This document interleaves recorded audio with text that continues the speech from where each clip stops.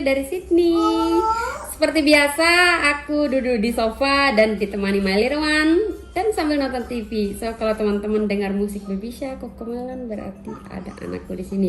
Alright, di video kali ini aku ingin sharing buat teman-teman info terbaru tentang Australia, khususnya kota Sydney. Nah, beberapa hari yang lalu aku sempat upload video tentang buka border visa turis Australia. Nah, di situ aku sampaikan bahwa Australia sudah bebas COVID. Artinya Omicron tidak lagi ditanggapi sama Australia seperti negara-negara lain yang sangat panik gitu. Nah, terus aku sampaikan waktu itu Australia sudah aman-aman saja dan mungkin minggu depan atau 2 minggu lagi akan lepas masker, artinya freedom total. Nah, hari Jumat kemarin aku sudah dapat informasi resmi dari government Australia bahwa kita di sini sudah freedom COVID. Jadi Omicron yang sangat booming di Indonesia, yang sangat booming di beberapa negara lain, di Australia sudah aman-aman saja. Oke? Kita tidak diwajibkan lagi pakai masker, baik itu di restoran, mall, dan juga gereja. Jadi tempat ibadah, mungkin kalau di sini juga mungkin kalau ada musola atau masjid atau tempat-tempat ibadah tidak lagi diwajibkan pakai masker. Nah, aku kemarin ke gereja tidak lagi pakai masker. Meskipun masih ada beberapa orang yang pakai masker, tapi tidak diwajibkan. Kita yang tidak pakai masker nggak apa-apa, tetap bisa masuk gereja. Oke? Terus tidak ada lagi yang namanya social distance. Jadi bisa cepika-cepiki. Jadi bisa cium saudara, tetangga, bisa. Jadi kemarin aku lihat di gereja sudah ada yang cepika-cepiki karena mereka sangat kangen. Sudah hampir 2 tahun tidak peluk sama teman-teman mereka. Jadi sekarang sudah boleh pelukan. Yeay, jadi sudah kiss-kiss. Oke, so untuk transportasi nanti bagi teman-teman yang datang liburan ke Australia atau mungkin yang datang ke Australia nanti untuk bekerja, sekolah, sudah sangat aman. Jadi nggak perlu lagi takut-takut nanti aduh kalau bikin bagaimana kalau misalnya ada COVID di bis atau ada COVID di train atau ada COVID di tram atau di pesawat atau dimanapun. Australia sudah sangat nyaman, sudah sangat oke, sudah sangat freedom sama COVID. Jadi sama sekali sekarang sudah tidak ada lagi namanya social distance. Walaupun kita ya sadar-sadar diri lah, kalau lagi batuk ya jangan batuk depan orang. Kalau misalnya kita lagi hacu ya jangan hacu depan orang, gitu aja sih. Jadi meskipun nggak ada COVID, kalau misalnya kita lagi batuk, kita batuk depan orang, pasti depan kita ketularan kan, walaupun itu bukan COVID ya. Jadi kita sadar-sadar aja kalau mau lagi batuk ya jangan batuk depan orang gitu. Tapi kalau untuk yang namanya COVID Omicron, Australia sudah ngerasa sangat freedom. Walaupun soal COVID kalau dites kita positif, ya ada yang positif bukan nggak ada gitu. Cuman mereka tidak menganggap itu sebagai virus yang sangat membahayakan. Jadi mereka menganggap bahwa ini virus yang biasa saja, yang memang kayak kita kena flu biasa gitu. Kalau misalnya kena hujan atau kena angin, biasanya kan kita batuk, kita ada fever atau apa sih, demam. Mereka menganggap seperti itu COVID Omicron sekarang. Nah, beberapa teman aku yang kena COVID Omicron, ada 3 orang ya. Ya, ada 3 orang mereka kena dan ya mereka libur kerja sih. Cuman aku telepon mereka baik-baik saja. Cuman ya mereka cuman kayak nggak mau kerja aja gitu, mereka pengen istirahat kan, kebetulan kan memang ada COVID, jadi alasan sebagai cara untuk mereka libur kerja, padahal sebenarnya nggak libur pun nggak masalah. Jadi sekarang COVID udah bener-bener kayak freedom.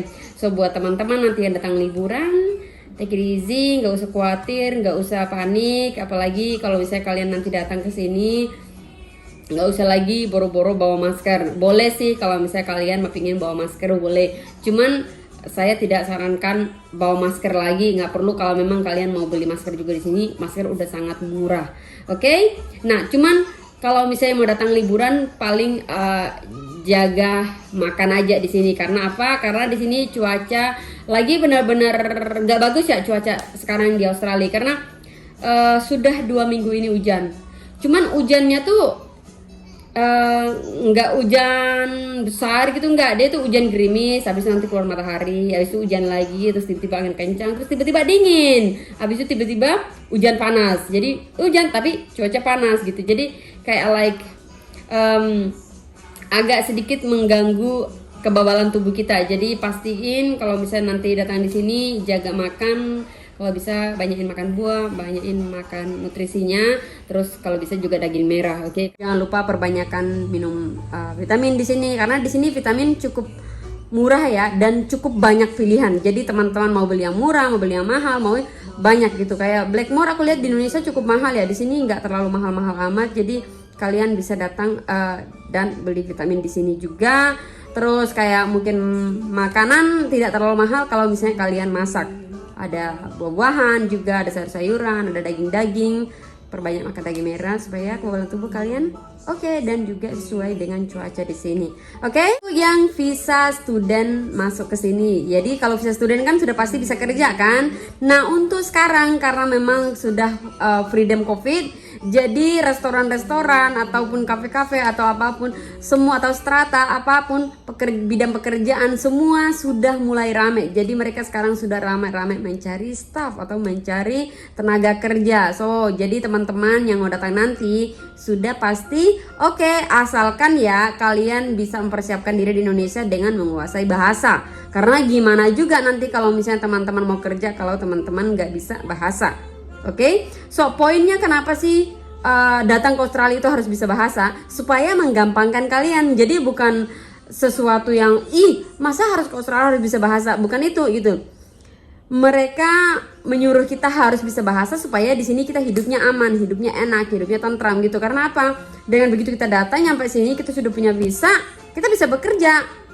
Kenapa kita bisa bekerja? Karena kita bisa bahasa gitu. Gimana kalau kita mau kerja tapi nggak bisa bahasa? Susahin kita cari kerja, nggak ada yang terima. Mau kerja bingung karena peraturan semua pakai bahasa Inggris.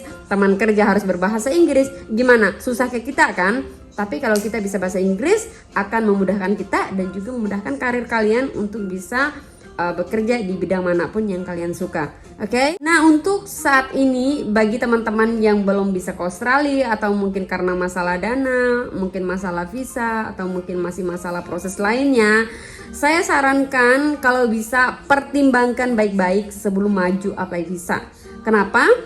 Karena kalau kalian nggak persiapan baik-baik terus langsung maju aja, ini sangat bahaya. Karena begitu visa kalian ditolak, ini sama sekali nggak akan bisa menolong kalian untuk kedepannya gitu.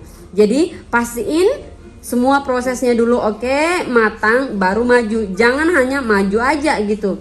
Apalagi maju secara mandiri tanpa agen. Ini sangat bahaya sekali. Kalau misalnya ada agen, ada tempat orang kalian konsultasi. Oke, gini boleh nggak ya? Kalau agen bilang boleh, baru kita boleh. Oke, ini cukup nggak ya? Kalau agen bilang cukup, baru kita cukup. Kalau misalnya kalian maju secara mandiri, itu sangat-sangat bahaya. Karena apa? Begitu ditolak, ya in the end, ibarat ngurus visa ke Australia itu kayak like gelas pecah gitu. Atau apa sih? Kertas yang sudah harusnya awalnya mulus, terus tiba-tiba dikrek, akhirnya susah lagi dimulusin kembali. Nah kayak gitu. Jadi kalau misalnya kita udah ada histori visa kita ditolak, bakal mereka hati-hati sekali untuk menerima apply berikutnya kita. Jadi pastiin cek dulu semuanya, prosedurnya seperti apa, dokumennya seperti apa, syaratnya seperti apa, kriterianya seperti apa, baru apply. Nah caranya untuk memastikan adalah cari informasi. Bisa melewat YouTube seperti kayak video gua, atau bisa juga lewat Google, atau bisa lewat agen konsultan. Agen konsultan aja nggak cukup juga, karena kalian bisa dimanfaatkan kalau memang kalian benar-benar buta. Oke? Jadi bukan agennya yang salah, tapi kaliannya yang kurang informasi. Itulah kenapa kita juga buat video untuk ngebantu kalian. Tapi bukan berarti apa yang aku sampaikan ini 100% benar. So, jangan pelit-pelit waktu cari informasi, karena cari informasi itu sangat penting teman-teman. Jangankan ke Australia deh, mungkin kalian yang punya karyawan di Indonesia mungkin, atau mungkin kalian yang punya pembantu gitu, coba tanya dia gimana prosesnya sehingga dia bisa nyampe ke rumahmu. Misalnya mungkin dia dari Jawa, mungkin dia dari NTT, terus kerja jadi pembantu di rumahmu. Coba tanya dia gimana proses dia dari kampung kok bisa nyampe ke rumah kamu. Itu pasti punya perjalanan yang liku-liku. Mungkin bagi kamu itu cuman pekerjaan ya kayak gitu aja lah. Mungkin dia tinggal beli tiket dari kampungnya dia, terus terbang aja ke Bali, langsung aja datang ke rumahmu. Enggak begitu. Dia pasti banyak perjalanan sehingga akhirnya dia nyampe ke rumahmu dan dia bekerja sama kamu. Atau mungkin dia banyak liku-likunya perjalanan dia, sehingga dia bisa ketemu toko kamu, ketemu perusahaan kamu, jadi dia bisa kerja di tempat itu. Jadi nggak segampang itu. Itu Indonesia, apalagi Australia.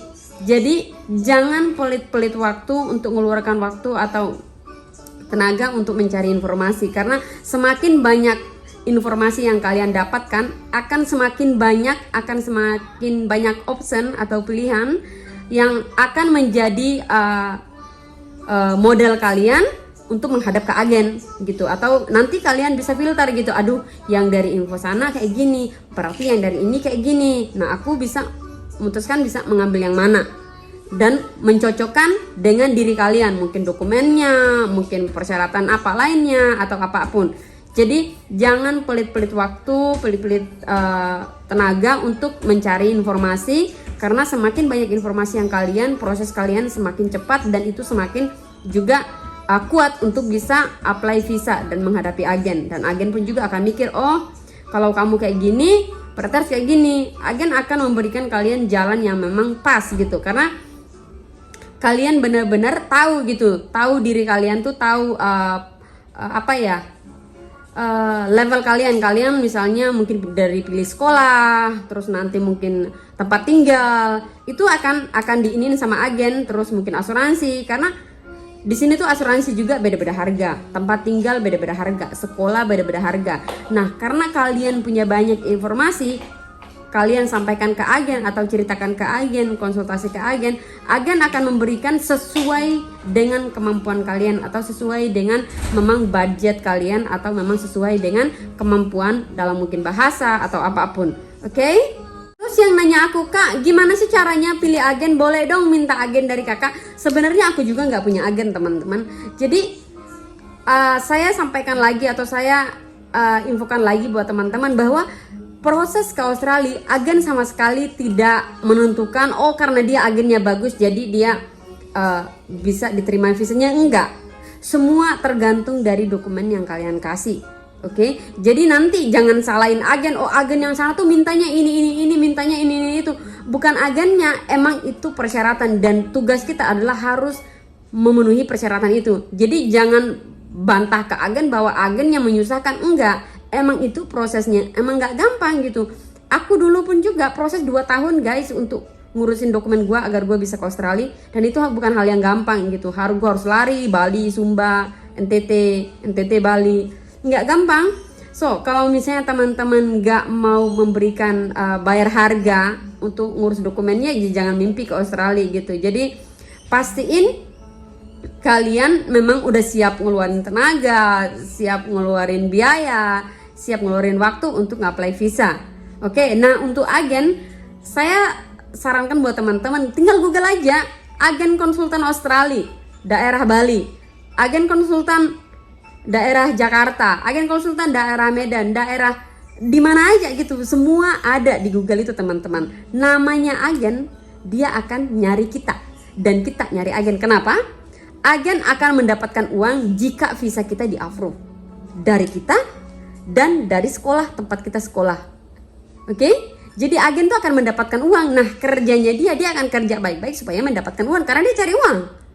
Sama kayak kita juga harus mempersiapkan dokumen baik-baik supaya kita lolos. Jadi jangan nyalain agen kalau misalnya agen minta ini itu. Bukan agennya yang minta, emang itu persyaratannya supaya visa kalian diterima. Oke. Susah nggak sih apply visa? Kalau dokumen teman-teman udah lengkap, persyaratannya udah lengkap, kriterianya udah sesuai, ya nggak susah. Yang susah itu kalau dokumen teman-teman nggak sesuai, dokumen nggak lengkap, persyaratan nggak lengkap, jadinya semua serba susah dan semua serba jadi masalah. So pastiin semuanya dipersiapkan baik-baik, dipersiapkan matang-matang, jangan pelit cari informasi. Kumpul semua informasi yang kalian dapatkan, habis itu saring mana yang kalian pilih dan mana yang kalian mau pakai. Setelah itu baru majulah ke agen dan apply visa. Oke? So itu dia yang aku bisa sharing buat teman-teman. Semoga berhasil dan selamat datang di Sydney. Dan Sydney sekarang sudah freedom, tanpa masker, tanpa social distance. Jadi kalian mau kemana pun, kalian mau kerja apapun di sini sudah bebas dan tidak lagi jaga jarak atau apapun. Oke, selamat datang di Sydney dan bye bye, sampai ketemu.